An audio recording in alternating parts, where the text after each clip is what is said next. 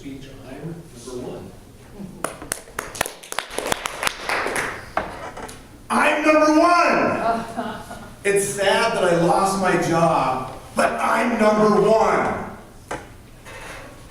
Now, if someone was saying that because they did something great, because they did something to help humanity, that they served other people, and losing their job, but being number one for something significant, I could maybe get behind that and applaud. But the loser that said that in Spokane, Washington yesterday is just that, in my opinion, a loser. Why did he lose his job? What was he number one at? Well, let's step back, look at his job. He's a security guard. He signed a contract with his employer that he would not do drugs. That includes marijuana. Well, this week, some of you may know, Washington now, you can buy marijuana. And the first store opened up in Spokane this week. And instead of going to his job, which his employer counts on him for doing, he skipped work so he could stand in line for 20 hours and be the first person to buy marijuana in Spokane. He was on the news doing it. How he was so happy. He was the first one in the door. Got to go up there and he paid his $50 for the 2 grams. Went out and was high-fiving people down the line. How he was the first one to buy marijuana. News cameras were there. His employer was watching the news. Called him up and said, we want to do a test within 24 hours. He was positive and was fired. But his comments to the media, it was worth it because I'm number one. Now, is that something that you are proud of? Because you can stand in line after calling in sick to your employer to buy marijuana that you signed a contract that you wouldn't do? Is that what we want to be remembered for? Is that what it's come down to, that that's being significant and important and people's life goal? It reminds me of a person earlier this week that I read about who tweeted how she had peed in 2 Starbucks this morning. 2 different Starbucks.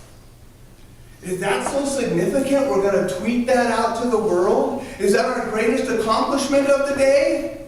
I don't get it. And I look around at these things that make the news and I don't understand. The guy that falls asleep at the baseball game, did you see that earlier this week? Fell asleep, and the camera panned and caught him, and he's out, I mean, he's just out during this baseball game. And the announcers made a couple jokes. He's suing the baseball team, the stadium, the announcers, and the TV channel for something like $10 million because of his embarrassment and all that of his character. Ridiculous lawsuit. I hope it and the attorney that helped him both get booted out and have to pay all the expenses for wasting the court's time. But is that what we've come to?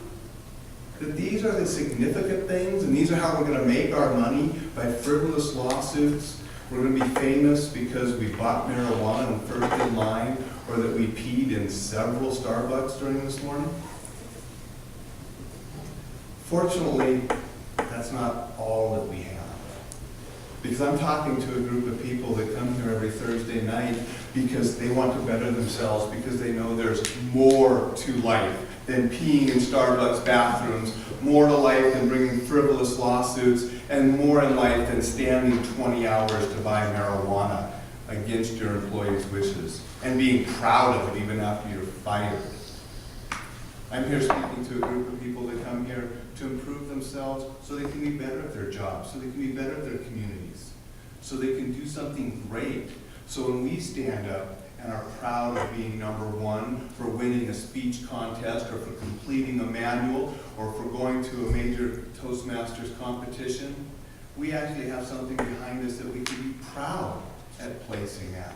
We can be proud that we did. Something we can tell our children, our family, and our friends that we did accomplish something. A lot more than some of the bozos and what I call losers that are making the news for these insignificant things that mean absolutely nothing to society and fill our airwaves.